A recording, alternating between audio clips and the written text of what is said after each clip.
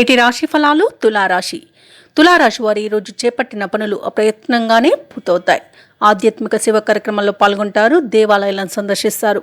దేవాలయాలను సందర్శించినప్పుడు మీరు ముఖ్యంగా గుర్తుంచుకోవాల్సింది మీ ఇష్టదైవం యొక్క ఆరాధన అనేది మీకు మంచి చేస్తుంది కాబట్టి తప్పకుండా ఆ దిశగా ప్రయత్నించండి. ఇక ఈరోజు ఉద్యోగస్తులు ఎవరైతే ఉన్నారో వారు మంచి ప్రశంసలను పొందగలుగుతారు. ఇక నిరుద్యోగులు ఎవరైతే ఉద్యోగ యత్నాలు చేస్తున్నారో వారి యొక్క ప్రయత్నాలలో విజయం వరిస్తుంది.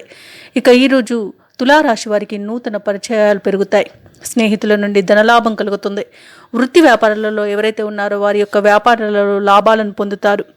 ఇక తులారాశి వారికి ఈరోజు ఆదాయం అనేది తగినంత లభిస్తుంది. శుభకార్యాలను నిర్వహిస్తారు. కోర్టు కేసుల్లో చిక్కుకొని ఎవరైతే బాధపడుతూ ఉన్నారో వారు ఈరోజు వాటి నుండి బయటపడగలుగుతారు. గొప్ప వ్యక్తులతో పరిచయాలు అనేవి కలుగుతాయి. ఇక వ్యాపార సంబంధ చర్చలతో సఫలత అనేది ఏర్పడుతుంది. బంధుమిత్రుల నుండి సహాయ సహకారాలు అనేవి అందుతాయి. ఇక ఈరోజు తులారాశి వారికి నూతన వాహన యోగం అనేది కనబడుతుంది.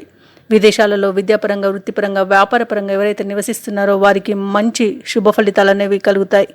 ఇక విద్యార్థులు పోటీ పరీక్షల్లో విజయాన్ని సాధిస్తారు. భూక్రయ విక్రయాలలో ఎవరైతే ఉన్నారో రియాల్టర్స్ వారు కూడా మంచి లాభాలను గడిస్తారు.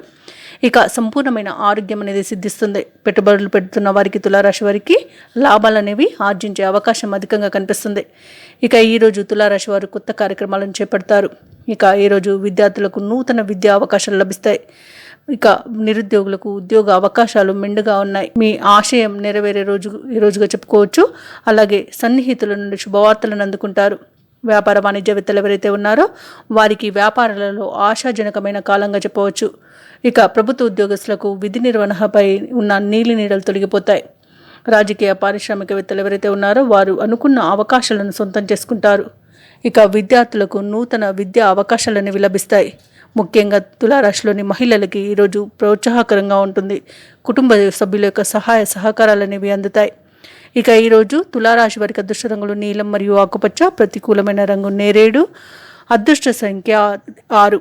ఈరోజు శివ స్తోత్రాలను పఠించడం వలన మంచి శుభ ఫలితాలను పొందుతారు. అలాగే పనులలో వచ్చే ఆటంకాలని తొలగించుకోగలుగుతారు.